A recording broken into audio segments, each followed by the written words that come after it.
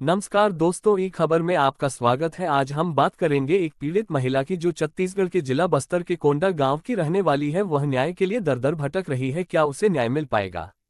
पति के अवैध संबंध और प्रताड़ना से पीड़ित महिला ने लगाई न्याय की गुहार। बस्तर छत्तीसगढ़ जिले के कोंडा गांव की हेमलता कुराम 29 वर्ष ने अपने पति सुलक्षचंद कुराम और उसके परिवार पर गंभीर आरोप लगाते हुए न्याय की मांग की है। हेमलता का विवाह 2 फरवरी 2017 को हिंदू रीति रिवाज से हुआ था, लेकिन शादी के बाद से ही उसे जमीन विवाद और पारिवारिक झगड़ों के चलते मानसिक और शारीरिक रूप से प्रताड़ित किया जा रहा है। पति पर अवैध संबंध और घरेलू हिंसा के आरोप। हेमलता का कहना है कि उसके पति का विवाह से पहले भी एक लड़की से अफेयर था और शादी के बाद भी वह सविता मंडाली नामक महिला के साथ अवैध संबंध बना रहा है। जब हेमलता ने इस बारे में सवाल किया तो उसके पति ने उसे नजरअंदाज कर दिया और मारपीट शुरू कर दी। पुलिस में शिकायत, फिर भी नहीं हुई कार्रवाई।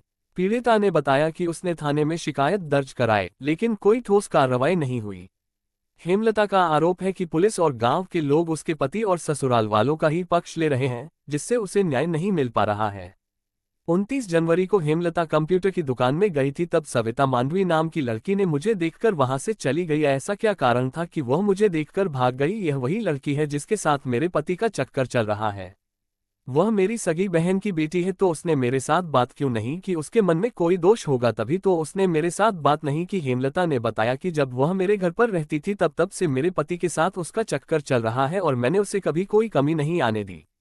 वह दोनों आपस में अच्छे से रहते थे और मेरे साथ बात नहीं करते थे। ऐसी क्या वजह थी? जब मैं उसे बुलाती थी वह मेरे पास नहीं आती थी और चली जाती थी। मेरे सास ससुर के साथ वह रहती थी। जब मैं लोगों से मदद की गुहार लगाने गई तो किसी ने भी मेरी मदद नहीं की।